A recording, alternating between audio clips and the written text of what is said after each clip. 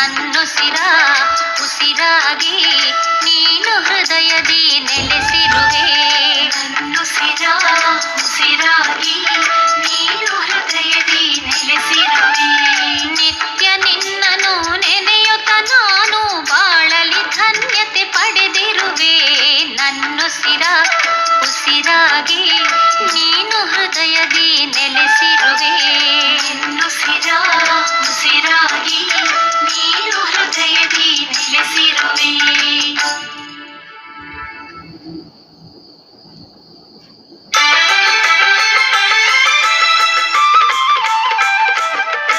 ಓಂ ಶ್ರೀ ಗುರು ಬಸವಲಿಂಗಾಯ ನಮಃ.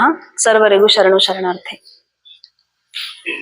ಇವತ್ತಿನ ದಿನ ನಾವು ಅಂದ್ರೆ ನಮ್ಮ ಆರೋಗ್ಯವನ್ನ ಕಾಪಾಡ್ಕೊಳ್ಳಿಕ್ಕೆ ಅಥವಾ ಆರೋಗ್ಯವನ್ನ ಚೆನ್ನಾಗಿಟ್ಕೊಳ್ಳುವಂತವ್ರಿಗೆ ಅವರ ದಿನಚರಿ ಹೇಗಿಟ್ಕೋಬೇಕು ಅನ್ನೋದನ್ನ ನಾವು ಸ್ವಲ್ಪ ತಿಳ್ಕೊಳ್ಳೋಣ.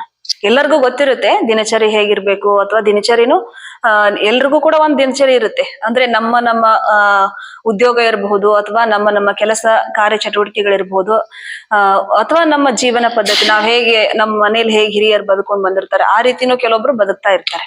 ಸೊ ಎಲ್ಲಾನು ಸರಿನೇ, ಯಾವುದು ತಪ್ಪು ಅಂತಲ್ಲ. ನಾವು ಆರೋಗ್ಯವನ್ನ ಹೆಚ್ಚು ದಿನ ಚೆನ್ನಾಗಿ ಇಟ್ಕೊಳ್ಳಿಕ್ಕೆ ಒಂದು ದಿನಚರಿ ಅಂತ ಇರುತ್ತೆ. ಅಂದ್ರೆ ಅದು ಏನು ವಿಜ್ಞಾನಿಗಳು ಅಥವಾ ಎಲ್ಲ ತುಂಬಾ ವಿದ್ಯಾವಂತರು ಸಿದ್ಧಪಡಿಸಿದ ದಿನಚರಿ ಅಂತಾನೂ ಏನಲ್ಲ. ಬಟ್ ಸಾಮಾನ್ಯವಾಗಿ ಒಳ್ಳೆ ಆರೋಗ್ಯವನ್ನ ಪ್ರತಿಯೊಬ್ರು ಕೂಡ ನಮ್ಮ ಆರೋಗ್ಯವನ್ನ ಚೆನ್ನಾಗಿ ಮುಂದೆ ತಗೊಂಡು ಹೋಗ್ಲಿಕ್ಕೆ, ಅಂದ್ರೆ ಇವತ್ತು ನಾವು ಚಿಕ್ಕವರಿರ್ತೀವಿ ಅಥವಾ ಇನ್ನೂ ಚೆನ್ನಾಗಿ ನಮ್ಗೆ ಇಮ್ಯುನಿಟಿ ಪವರ್ ಇರುತ್ತೆ, ಇನ್ನು ವಯಸ್ಸು ಚಿಕ್ಕದಿರುತ್ತೆ, ಇವಾಗ ನಮ್ದು ಆರೋಗ್ಯ ಏನೂ ಆಗುದಿಲ್ಲ. ಸೊ ಒಂದು ಹಂತ ಆದ್ಮೇಲೆ ಎಲ್ಲರೂ ಕೂಡ ನಮ್ಗೆ ಹೇಗೆ ಅಂದ್ರೆ ನಮ್ಗೆಲ್ಲರಿಗೂ ಗೊತ್ತಿದೆ, ನಮ್ಗೆ ಎಲ್ಲರೂ ವಯಸ್ಸು ಹೆಚ್ಚಾಗ್ತಾ ಹೋಗುತ್ತೆ ಹೊರತು ಕಡಿಮೆ ಆಗಲ್ಲ. ಅಂದ್ರೆ ನಾವು ಚಿಕ್ಕವ್ರು ಆಗೋದಿಲ್ಲ, ದೊಡ್ಡವ್ರು ಆಗ್ತಾನೆ ಹೋಗ್ತಿರ್ತೀವಿ.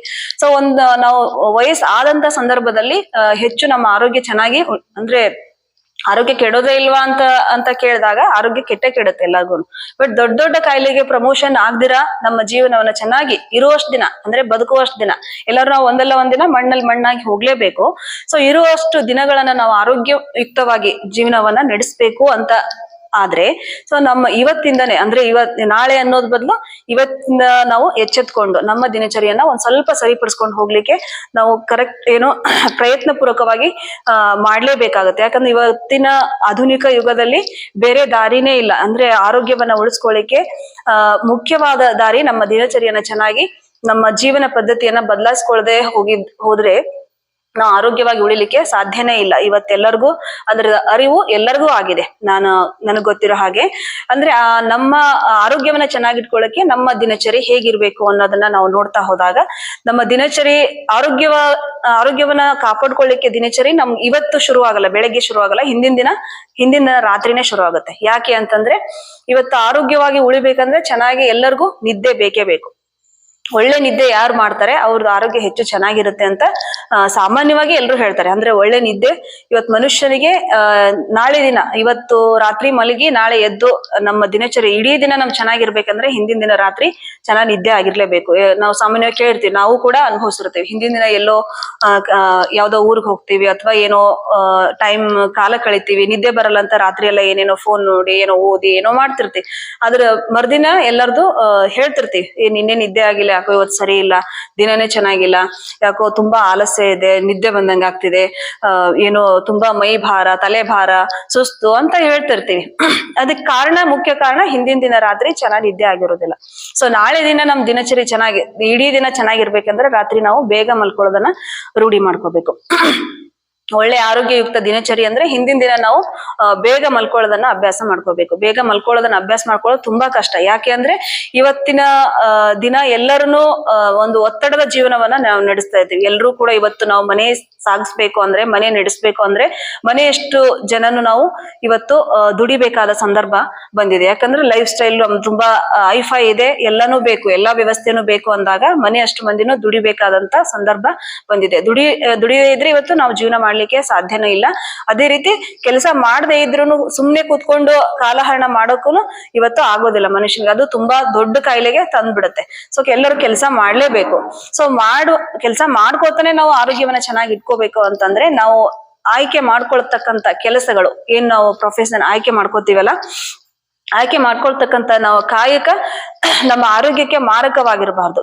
ಯಾಕಂದ್ರೆ ನಾವು ದೊಡ್ಡ ದೊಡ್ಡ ಮನೆ ಕಟ್ಬೇಕು, ಐಫೈ ಜೀವನ ಅಂದ್ರೆ ಸಮಾಜದಲ್ಲಿ ಎಲ್ರು ಹಾಗೆ. ಇವಾಗ ನೋಡ್ರಿ, ಯಾರನ್ನ ನೋಡ್ತಿರ್ತೀವಿ, ಅವ್ರು ಎಷ್ಟ್ ಚೆನ್ನಾಗಿ ಬದುಕ್ತಿದಾರಲ್ಲ, ಎಲ್ಲೋ ಒಳ್ಳೆ ಮನೆ ಕಟ್ಟಿದ್ದಾರೆ, ಎಷ್ಟ್ ಚೆನ್ನಾಗಿ ಬದುಕ್ತಿದ್ದಾರೆ, ಎಷ್ಟು ಬೇಗ ಅವರು ಶ್ರೀಮಂತರಾಗ್ಬಿಟ್ರು. ಸೊ ಅದ್ರ ಕಡೆ ಗಮನ ಕೊಡ್ತೀವಿ ಹೊರತು ಅವರ ಆರೋಗ್ಯ ಹೇಗಿದೆ, ಅವ್ರ ಮನೆಯೊಳಗೆ ಯಾವ ರೀತಿ ಎಷ್ಟು ಸಂತೋಷದಿಂದ ಬದುಕ್ತಿದ್ದಾರೆ ಅನ್ನೋದನ್ನ ನಾವು ಗಮನಿಸೋದಿಲ್ಲ. ಸೊ ಈ ಒಂದು ನಿಟ್ಟಿನಲ್ಲಿ ಇವತ್ತು ನಾವು ಜೀವನವನ್ನ ಮಾಡ್ಬೇಕಾದ ಸಂದರ್ಭ ಬಂದಿದೆ. ಈಗ ಆರೋಗ್ಯವಂತ ದಿನಚರಿಗೆ ನಾವು ಬರೋಣ. ಹಿಂದಿನ ದಿನ ನಾವು ಬೇಗ ಮಲ್ಕೋಬೇಕು. ಬೆಳಗ್ಗೆ ಬೇಗ ಎಚ್ಚರ ಆಗ್ಬೇಕಂದ್ರೆ ಅದು ಆಬ್ವಿಯಸ್ಲಿ ಹಿಂದಿನ ದಿನ ನಾವು ಬೇಗ ಮಲ್ಕೊಳ್ಳಿಕ್ಕೆ ಬೇಕು. ಸೊ ಮಲ್ಕೊಂಡಾದ್ಮೇಲೆ ಬೆಳಗ್ಗೆ ಎದ್ದ ತಕ್ಷಣ ನಾವು ಏನ್ ಮಾಡ್ತೀವಿ, ಸಾಮಾನ್ಯವಾಗಿ ಇವಾಗ ಕಡಿಮೆ ಆಗಿದೆ ಆರೋಗ್ಯದ ಬಗ್ಗೆ ಒಂದು ತಿಳುವಳಿಕೆ ಬಂದಂತವ್ರು ಬೆಳಗ್ಗೆ ಎದ್ದ ತಕ್ಷಣ ಹಾಸಿಗೆ ಮೇಲೆ ಕುತ್ಕೊಂಡು ಕಾಫಿ ಟೀ ಕುಡಿಯೋದನ್ನ ಅಭ್ಯಾಸ ತುಂಬಾ ಜನ ಇವಾಗ ಕಡಿಮೆ ಮಾಡಿದ್ದಾರೆ. ಮೊದ್ಲೆಲ್ಲ ಇತ್ತು, ಇವಾಗ್ನೂ ಕೂಡ ದೊಡ್ಡ ದೊಡ್ಡ ದೇಶಗಳಲ್ಲಿ ಇರಬಹುದು ಅಥವಾ ನಮ್ಮ ಸಿಟಿಗಳಲ್ಲೂ ಕೂಡ ಇರಬಹುದು ಕೆಲವೊಬ್ರು ಮನೆಗಳಲ್ಲಿ. ಇವಾಗ ತುಂಬಾ ಜನ ಕಡಿಮೆ ಮಾಡಿದ್ದಾರೆ. ಎದ್ದ ತಕ್ಷಣ ಸಾಮಾನ್ಯವಾಗಿ ಬಿಸಿ ನೀರು ಕುಡಿಯೋದನ್ನ ನಾವು ಅಭ್ಯಾಸ ಮಾಡ್ಕೋಬೇಕು. ಅಂದ್ರೆ ಬೆಳಗ್ಗೆ ನಾವ್ ಎದ್ದ ತಕ್ಷಣ ಏನ್ ಮಾಡ್ತೀವಿ, ಕೆಲವೊಬ್ರು ಸ್ನಾನ ಪೂಜೆ ಇಲ್ಲ ಅಂತ ಮಡಿ ಅಂತ ಹೇಳಿ ಮಾಡ್ತಾ ಇರ್ತಾರೆ. ಸೊ ಹೇಗೆ ನಾವು ಬಾಹ್ಯದ ಅಂದ್ರೆ ನಮ್ಮ ದೇಹದ ಹೊರಗಿನ ಹೇಗೆ ಶುದ್ಧಿ ಮಾಡ್ಕೋತೀವಿ, ಅದೇ ರೀತಿ ನಮ್ಮ ಒಳಗಿನ ಶುದ್ಧಿಗೂ ಕೂಡ ನೀರು ಬೇಕೇ ಬೇಕು. ಅದು ಬಿಸಿ ನೀರು ಕುಡಿಯೋದನ್ನ ತುಂಬಾ ಒಳ್ಳೇದು. ಬೆಳಗ್ಗೆ ಅಟ್ಲೀಸ್ಟ್ ಮಿನಿಮಮ್ 1 ಲೀಟರ್ ನೀರು ಕುಡಿಲೇಬೇಕು. ಸೊ ಅಂದ್ರೆ ಪ್ರಾರಂಭದಲ್ಲಿ ಅಭ್ಯಾಸ ಮಾಡ್ಕೊಳ್ಳೋರಿಗೆ ತುಂಬಾ ಕಷ್ಟ ಆಗುತ್ತೆ ಬಿಸಿನೀರು ಕುಡಿಯೋದು. 1 ಗ್ಲಾಸ್ ಇಂದ ನಿಮ್ಮ ಅಭ್ಯಾಸ ಶುರು ಆಗ್ಲಿ, ಅದು 1 ಲೀಟರ್ಗೆ ಬಂದು ನಿಂತ್ಕೊಳ್ಳಿ. ಹೇಗೆ ಅಂತಂದ್ರೆ, ಇವತ್ತು ಟೀ ಕಾಫಿ ಕುಡಿಯೋರಿಗೆ ತುಂಬಾ ಎಷ್ಟು ಚಟ ಅಂತಂದ್ರೆ ಅದನ್ನ ಕುಡಿದೇ ಇದ್ರೆ ಇವತ್ತಿನ ಗಾಡಿ ಓಡೋದೇ ಇಲ್ಲ ಅಂತ ಅನ್ನೋ ಮಟ್ಟಕ್ಕೆ ನಾವ್ ಇವತ್ತು ಬಂದಿದೀವಿ. ಅಂದ್ರೆ ಅದೇ ರೀತಿ ನೀರ್ ಕುಡಿಯೋ ಅಭ್ಯಾಸನೂ ಕೂಡ ಆ ರೀತಿ ಆಗ್ಬೇಕು. ಇವತ್ ನೀರ್ ಕುಡ್ದಿಲ್ಲಪ್ಪ ಅಂತಂದ್ರೆ ಏನೋ ಬಿಟ್ಟಿದ್ದೀನಲ್ಲ ಆ ರೀತಿ ನಮ್ಮ ಅಭ್ಯಾಸವನ್ನ, ಇದು ಒಳ್ಳೆ ಅಭ್ಯಾಸ. ಎದ್ದ ತಕ್ಷಣ ನೀರ್ ಕುಡಿಯೋದನ್ನ ರೂಢಿ ಮಾಡ್ಕೊಂಡಾಗ ಹೊರಗಿನ ನಮ್ಮ ದೇಹವನ್ನ ಹೇಗೆ ಶುಚಿ ಮಾಡ್ಕೊಳ್ತೀವಿ ಅದೇ ರೀತಿ ಬೆಳಗ್ಗೆ ಎದ್ದ ತಕ್ಷಣ. ಕೆಲವೊಬ್ಬರಿಗೆ ಕಾನ್ಸ್ಟಿಪೇಷನ್ ತುಂಬಾ ತೊಂದರೆ ಇರುತ್ತೆ. ಕೆಲವೊಬ್ರು ಚಹಾ ಕುಡಿದ್ಮೇಲೆನೆ ಹೊರಗಡೆ ಹೋಗ್ತಾ ಇರ್ತಾರೆ, ಹೊಟ್ಟೆ ಕ್ಲೀನ್ ಆಗೋದಿಲ್ಲ ಅವ್ರು ಬೆಳಗ್ಗೆ ಎದ್ದ ತಕ್ಷಣ. ಸಾಮಾನ್ಯವಾಗಿ ಎಲ್ರಿಗೂ ಅಲ್ಲ, ಕೆಲವೊಬ್ಬರಿಗೆ ಮಲಬದ್ಧತೆ ತುಂಬಾ ಸಮಸ್ಯೆ ಕಾಡ್ತಾ ಇರುತ್ತೆ. ಆ ಮಲಬದ್ಧತೆಯನ್ನ ನಾವು ನೀಗಿಸ್ಕೊಳ್ಳಿಕ್ಕೆ ಬೆಳಗ್ಗೆ ಎದ್ದ ತಕ್ಷಣ ಬಿಸಿನೀರನ್ನು ಕುಡಿಯೋದನ್ನು ರೂಢಿ ಮಾಡ್ಕೊಳ್ಳೋದು ಹೆಚ್ಚು ಸೂಕ್ತ ಅಂತ ಈ ಸಂದರ್ಭದಲ್ಲಿ ನಾವು ತಿಳ್ಕೊಬಹುದು. ಹೆಚ್ಚು ಬಿಸಿನೀರು ಕುಡಿಯೋದ್ರಿಂದ ಏನಾಗುತ್ತೆ, ಒಳಗೆ ದೇಹ ಶುದ್ಧಿ ಅಂದ್ರೆ ಕೆಲವೊಬ್ಬರಿಗೆ ಟಾಯ್ಲೆಟ್ ಆಗೋದಿಲ್ಲ, ಚೆನ್ನಾಗ್ ಆಗೋದಿಲ್ಲ. ನೀರ್ ಕುಡಿಯೋದ್ರಿಂದ ಹೊಟ್ಟೆ ಚೆನ್ನಾಗಿ ಕ್ಲೀನ್ ಆಗಿ ಅವ್ರದ್ದು ಇಡೀ ದಿನ ಚೆನ್ನಾಗಿರುತ್ತೆ. ಆಮೇಲೆ ಅವರು 1 ಗಂಟೆ ಬಿಟ್ಟು ಅವ್ರದ್ದು ಏನ್ ಅಭ್ಯಾಸ ಇದೆ, ಟೀ ಕಾಫಿ ಏನ್ ಅಭ್ಯಾಸ ಇದೆ ಅದನ್ನ ಮಾಡ್ಕೋಬಹುದು. ಇನ್ನು ಬೆಳಗ್ಗೆ ಎದ್ದ ತಕ್ಷಣ ನೀರ್ ಕುಡಿಯೋದಾಯ್ತು. ನೀರ್ ಕುಡಿಯೋದಾದ ತಕ್ಷಣ ನಾವೇನ್ ಮಾಡ್ತೀವಿ, ಏನ್ ಮಾಡ್ಬೇಕು ಅಂತಂದ್ರೆ, ಬೆಳಗ್ಗೆ ಈಗ ಹೆಣ್ಮಕ್ಳಿಗೆ, ಕೆಲವೊಬ್ರಿಗೆ, ಎಲ್ಲಾ ಹೆಣ್ಮಕ್ಳಿಗೂ ಅಂತ ಅಲ್ಲ, ಕೆಲವೊಬ್ರು ಹೆಣ್ಮಕ್ಳಿಗೆ ಬೆಳಗ್ಗೆ ಎಕ್ಸರ್ಸೈಸ್ ಮಾಡ್ಲಿಕ್ಕಾಗ್ಲಿ ಅಥವಾ ವಾಕಿಂಗ್ ಹೋಗ್ಲಿಕ್ಕೆ ಸಾಧ್ಯ ಆಗೋದಿಲ್ಲ. ಸೊ ಅಂತವ್ರು ಏನ್ ಮಾಡ್ಬೇಕು, ಈಗ ಸಾಮಾನ್ಯವಾಗಿ ಎಲ್ರು ನಮ್ಮ ವೈಯಕ್ತಿಕ ಆರೋಗ್ಯಕ್ಕೆ ಹೆಚ್ಚು ಗಮನವನ್ನ ಕೊಡೋದು ಬಿಟ್ಬಿಟ್ಟಿದೀವಿ. ಯಾಕಂದ್ರೆ ಎದ್ದ ತಕ್ಷಣ ಮನೆ ಕೆಲಸ ಮಾಡು, ಹೋಗೋರ್ಗೆಲ್ಲ ಬಾಕ್ಸ್ ರೆಡಿ ಮಾಡು, ತಾನು ಹೋಗ್ತಿರ್ತಾಳೆ ತಾನಗೂ ಬಾಕ್ಸ್ ಮಾಡು, ಹೋಗು ಓಡು ಬಂದ್ಬಿಡು, ಈ ರೀತಿ ಜೀವನವನ್ನ ಇವತ್ತು ನಾವು ಮಾಡ್ತಾ ಇದ್ದೀವಿ.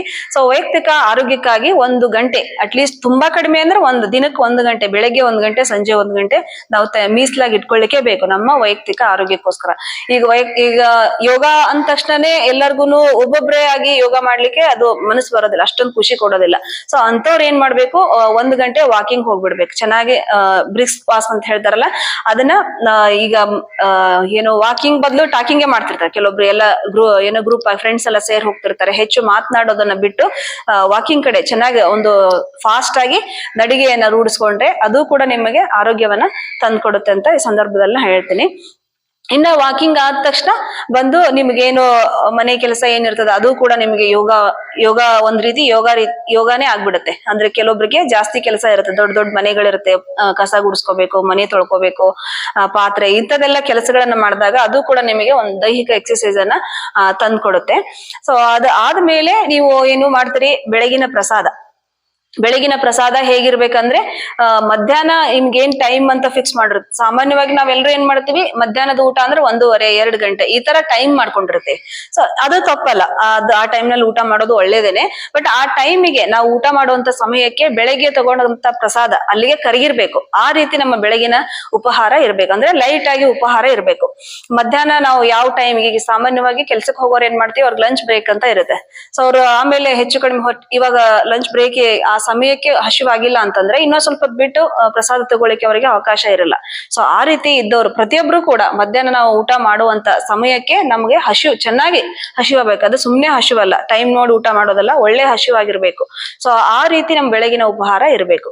ಅದೇ ರೀತಿ ತೆಗೆದುಕೊಳ್ಳುವಂತ ಉಪಹಾರದಲ್ಲೂ ಕೂಡ ಎಷ್ಟು ಒಳ್ಳೆ ಆಹಾರ ಇದೆ ಅಂದ್ರೆ ಕೆಟ್ಟದ್ದು ಎಲ್ಲ ಕೆಟ್ಟದ್ದಂತಿರಲ್ಲ, ಬೇಯಿಸಿದ್ದೆಲ್ಲ ಅದು ಕೆಟ್ಟದ್ದಂತಾನೆ ಹೇಳ್ತಾರೆ. ನಾವು ಬೇಯಿಸ್ಬಿಟ್ರೆ ಅದರಲ್ಲಿ ಇರ್ತಕ್ಕಂಥ ಎಲ್ಲ ವಿಟಮಿನ್ಸ್ ಎಂಜೈಮ್ಸ್ ಎಲ್ಲ ಹೋಗ್ಬಿಡುತ್ತೆ ಅಂತ ಹೇಳ್ತಾರೆ. ಆದ್ರೂ ಇವತ್ತು ನಾವು ಬೇಯಿಸಿದ ಆಹಾರ ಬಿಟ್ಟು ಇರ್ಲಿಕ್ಕೆ ಯಾರಿಂದನೂ ಸಾಧ್ಯ ಇಲ್ಲ. ತೆಗೆದುಕೊಳ್ಳುವಂತ ಆಹಾರ ಪೌಷ್ಟಿಕವಾಗಿರ್ಬೇಕು. ಆ ರೀತಿ ನಾವು ಆಹಾರ ಪದ್ಧತಿಯನ್ನ ರೂಢಿಸ್ಕೋಬೇಕು. ಇನ್ನ ಬೆಳಿಗ್ಗೆ ಮಧ್ಯಾಹ್ನ ಏನು ಗ್ಯಾಪ್ ಇರುತ್ತಲ್ಲ, ಆ ಗ್ಯಾಪ್ ಅಲ್ಲಿ ಕೆಲವೊಬ್ರು ಬೆಳಿಗ್ಗೆ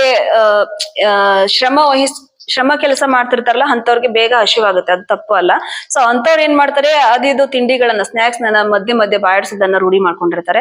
ಸೊ ಅಂತ ಅಭ್ಯಾಸಗಳಿದ್ರು ಕೂಡ ಅದನ್ನ ಇವತ್ತಿಂದನೇ ಸ್ಟಾಪ್ ಮಾಡ್ಬಿಡ್ರಿ, ಅದು ಎಷ್ಟು ಆರೋಗ್ಯಕ್ಕೆ ಒಳ್ಳೇದಲ್ಲ. ಇನ್ನ ಬೆಳಗ್ಗೆ ಉಪಹಾರ, ಮಧ್ಯಾಹ್ನದ ಊಟದ ನಂತರ ನೀರು ಕುಡಿಯೋದನ್ನ ರೂಢಿ ಮಾಡ್ಕೋಬೇಕು. ಕೆಲವೊಬ್ಬರಿಗೆ ನೀರು ಕುಡಿಲಿಕ್ಕೆ ಸಮಯ ಸಿಕ್ಕೋದಿಲ್ಲ ಅನ್ನೋದಕ್ಕಿಂತ ಅವ್ರು ರೂಢಿ ಇಟ್ಕೊಂಡಿರೋದಿಲ್ಲ.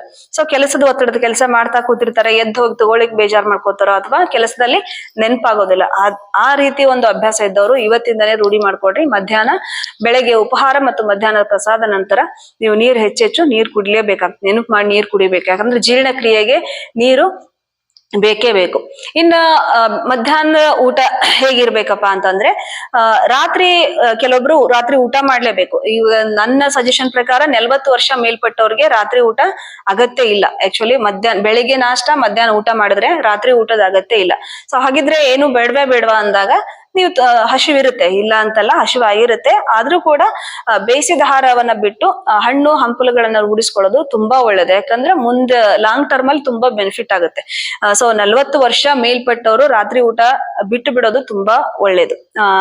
ಆಮೇಲೆ ಹಣ್ಣುಗಳನ್ನ ತಗೋಬೇಕು. ಅದು ಹಣ್ಣು ಹಂಪಲು ಏನ್ ತಗೊಳ್ತೀವಲ್ಲ, ಅದು ಹೆಚ್ಚು ನಿಮಗೆ ಆರೋಗ್ಯವನ್ನು ತಂದ್ಕೊಡುತ್ತೆ, ಅನಾರೋಗ್ಯವನ್ನ ತಂದ್ಕೊಡಲ್ಲ. ಅದ್ರ ಜೊತೆಗೆ ಕೆಲವೊಬ್ರು ವೆಯ್ಟ್ ಲಾಸು ಅಥವಾ ಏನೇ ತೊಂದ್ರೆ ಬಳಲಾಡ್ತಿರ್ತಾರೆ, ಏನೇನೋ ಸರ್ಕಸ್ ಮಾಡ್ತಿರ್ತಾರೆ. ಬೆಳಗ್ಗೆ ಜೇನುತುಪ್ಪ ನೀರು ಕುಡಿಯೋದು, ಮತ್ತೆ ವಾಕಿಂಗ್ ಮಾಡೋದು ಅಥವಾ ಜಿಮ್ಗೆ ಹೋಗೋದು, ಈ ರೀತಿ ಎಲ್ಲ ಮಾಡ್ತಾ ಇರ್ತಾರೆ.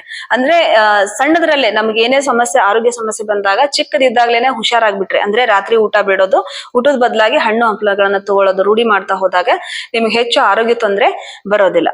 ಇನ್ನ ರಾತ್ರಿ ಊಟ ಕೆಲವೊಬ್ರು ಊಟ ಮಾಡ್ಲೇಬೇಕಪ್ಪ, ಅವಾಗ ಅವ್ರು ಏನ್ ಮಾಡ್ಬೇಕು, ಶ್ರಮದಾನ ಮಾಡಿ ಬಂದಿರ್ತಾರೆ, ಊಟ ಮಾಡ್ಲೇಬೇಕು ಅಂದಾಗ ಅವರು ಸಂಜೆ ಊಟ ಕಡಿಮೆ ಅಂದ್ರೂ 7 ಗಂಟೆ ಒಳಗಡೆ ಊಟ ಮಾಡ್ಬೇಕು ಅಂತ ಹೇಳ್ತಾರೆ. ಸಾಮಾನ್ಯವಾಗಿ 7 ಗಂಟೆಗೆ ಎಲ್ರಿಗೂ ಮಾಡ್ಲಿಕ್ಕೆ ಆಗಲ್ಲ, ಯಾಕಂದ್ರೆ ಅವ್ರ ಕೆಲಸದಿಂದ ಬರೋದೇ 9 ಗಂಟೆ 8:30 ಹಿಂಗೆಲ್ಲ ಬಂದಾಗ.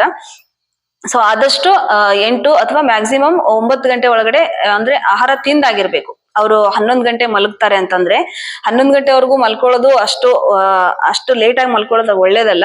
ಆದ್ರೂ ಕೆಲವೊಬ್ರು ಕೆಲಸದ ಒತ್ತಡದಿಂದ ಕೆಲಸದಿಂದಾನೇ ಸ್ವಲ್ಪ ಬೇಗ ಬರ್ಲಿಕ್ಕೆ ಆಗೋದಿಲ್ಲ, ಟೈಮಿಂಗ್ಗೆ ಹಂಗಿರುತ್ತೆ. ಸೊ ಬಂದ ನಂತರ ಊಟ ಮಾಡಿ ಆದ್ಮೇಲೆ ಮಿನಿಮಮ್ 2.5 ಗಂಟೆ ನಮ್ಮ ಊಟದ ಸಮಯ ಮತ್ತು ಮಲಗೋ ಸಮಯಕ್ಕೆ ಅಷ್ಟು ಗ್ಯಾಪ್ ಇಟ್ಕೊಂಡ್ರೆ ತುಂಬಾ ಒಳ್ಳೇದು, ಬೇಯಿಸಿದ ಆಹಾರ ತಗೊಳ್ಳೋರು ಎಸ್ಪೆಷಲಿ.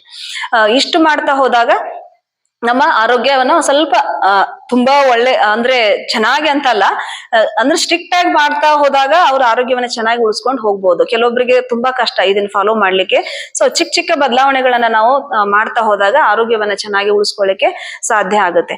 ಇದಿಷ್ಟು ಮಾಡಿದ್ರೆ ಯಾರಿಗೂ ಆರೋಗ್ಯ ಕೆಡೋದೇ ಇಲ್ವಾ ಅಥವಾ ಜ್ವರ ಏನು ಬರೋದೇ ಇಲ್ಲ ಅಂತಂದ್ರೆ ಎಲ್ಲರಿಗೂ ಬರೋದೇನೆ. ಎಲ್ಲ ಬಂದಾಗ ಏನ್ ಮಾಡ್ತೀವಿ ನಾವು, ಚಿಕ್ಕ ಪುಟ್ಟ ಏನು ಕೆಲವೊಬ್ರು ತಲೆನೋವಿಗಂತ ಮಾತ್ರೆ ತಗೋತಾ ಇರ್ತಾರೆ, ಕೆಲವೊಬ್ರು ಶೀತ ಆದ್ರೂ ಕೂಡ ಕೆಲವೊಂದು ಏನು ಮಾತ್ರೆಗಳನ್ನ ನಮ್ಮ ಅಕ್ಕಪಕ್ಕ ಅಂಗಡಿಯವರೆಲ್ಲ ಇಟ್ಬಿಟ್ಟಿರ್ತಾರೆ, ಗೊತ್ತಿರುತ್ತೆ. ಸೊ ನಾವು ಒಂದೊಂದ್ಸರ್ತಿ ಡಾಕ್ಟರ್ ಆಗ್ಬಿಡ್ತೀವಿ, ಹೋಗಿ ಸ್ವಲ್ಪ ಸುಸ್ತಾದ ತಕ್ಷಣ ಹೋಗಿ ಮಾತ್ರೆ ತಗೊಂಡ್ ಬಂದು ನುಂಗ್ಬಿಡ್ತೇವೆ. ಸೊ ಆ ರೀತಿ ಮಾಡ್ಲಾರ್ದನ ಏನೇ ಆರೋಗ್ಯ ತೊಂದ್ರೆ ಬಂದ್ರು ಕೂಡ ನೀವು ಉಪವಾಸ ಅಂದ್ರೇನು, ಉಪವಾಸ ಏನು ಅಲ್ಲ, ಏನೋ ಆಹಾರದಲ್ಲಿ ಬದಲಾವಣೆ. ಈಗ ನಾವು ಅನ್ನ ಚಪಾತಿ ರೊಟ್ಟಿ ಇಂಥದೆಲ್ಲ ತಗೊಳ್ಳೋ ಬದಲು ಅದನ್ನ ಬಿಟ್ಟು ಹಣ್ಣು ತರಕಾರಿ ಅಥವಾ ಜ್ಯೂಸು ರಸಾಹಾರ ತಗೊಂಡಾಗ ನಿಮಗೆ ಬೇಗ ಕಡಿಮೆ ಆಗುತ್ತೆ.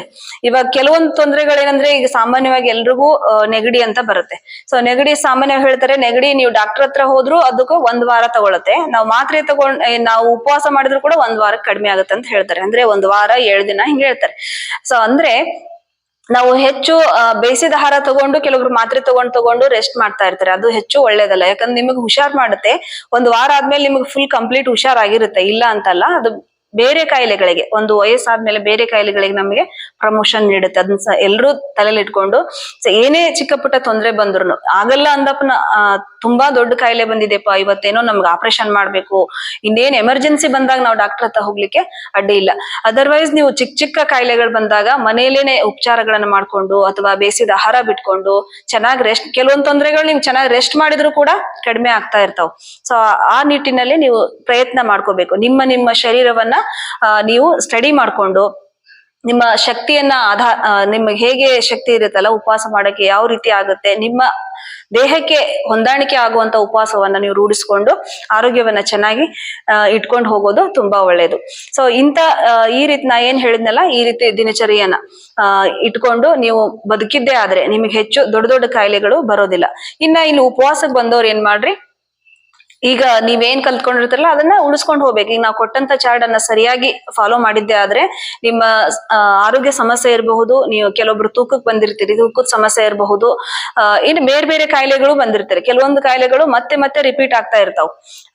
ಅಂತ ಕಾಯಿಲೆಗಳಿಗೆ ನೀವು ಕರೆಕ್ಟ್ ಆಗಿ ನಾವು ಕೊಟ್ಟಂತ ಚಾರ್ಟ್ ಅನ್ನ ಫಾಲೋ ಮಾಡಿ ಅದಾದ್ಮೇಲೆ ನಾವೇನು ನಿಮಗೆ ಸಜೆಸ್ಟ್ ಮಾಡಿರ್ತೀವಲ್ಲ, ವಾರದ ಉಪವಾಸ ಹೇಳಿರ್ತೀವಿ, ಆಮೇಲೆ ವರ್ಷಕ್ಕೊಮ್ಮೆ ಉಪವಾಸ ಹೇಳಿರ್ತೀವಿ. ಸೊ ವರ್ಷಕ್ಕೊಮ್ಮೆ ಉಪವಾಸ ಬಂದ್ಬಿಟ್ಟು ಅದು ಅವ್ರವ್ರ ಸಮಸ್ಯೆ ಮೇಲೆ ಹೋಗ್ತದೆ. ಕೆಲವೊಬ್ರು ವೇಟ್ ಲಾಸ್ಗೆ ಇಲ್ಲಿ ಬಂದವರು ವೇಟ್ ಲಾಸ್ಗೆ ಮಾಡೋರು, ಕೆಲವೊಬ್ರು ಜಾಸ್ತಿ ಮಾಡ್ಬೇಕಾಗುತ್ತೆ. ವರ್ಷದ ಉಪವಾಸ ಮಾಡುವಾಗ 21 ದಿನ ಮಾಡ್ಬೇಕಾಗುತ್ತೆ, ಮಿನಿಮಮ್ 21 ದಿನ ಮಾಡಿರ್ಬೇಕಾಗುತ್ತೆ. ಸೊ ಅವರ ಎನರ್ಜಿ ನೋಡ್ಕೊಂಡು ಅವ್ರು ಹೆಚ್ಚು ದಿನಾನು ಮಾಡಬಹುದು, ಇಷ್ಟೇ ದಿನ ಮಾಡ್ಬೇಕು ಅಂತ ಏನಿಲ್ಲ. ಇನ್ನ ಅಂಡರ್ ವೇಟ್ ಇದ್ದರು, ತೂಕ ಸಮ ಇರ್ತಾರೆ, ಅವ್ರಿಗೆ ಏನು ದೊಡ್ಡ ಸಮಸ್ಯೆ ಇರೋದಿಲ್ಲ. ಅಂತವ್ರಿಗೆ ಉಪವಾಸ ಬೇಡವಾ ಅಂತ ನಾವು ಅಂದಾಗ ಅವ್ರಿಗೂ ಕೂಡ ಉಪವಾಸ ಬೇಕೇ ಬೇಕು. ಯಾಕೆಂದ್ರೆ ನಾವು ದಿನನಿತ್ಯ ಆಹಾರದಲ್ಲಿ ಏನು ಬೇಯಿಸಿದ ಆಹಾರ ಸೇವನೆ ಮಾಡ್ತಿರೋದ್ರಿಂದ ಎಲ್ಲರಿಗೂ ಉಪವಾಸ, ಸಣ್ಣಗಿದ್ದವ್ರು ಇರಬಹುದು, ದಪ್ಪ ಇದ್ದವ್ರು ಇರಬಹುದು, ಎಲ್ಲರಿಗೂ ಕೂಡ ಉಪವಾಸ ಅಗತ್ಯ ಇವತ್ತು ತುಂಬಾ ಅಗತ್ಯವಿದೆ.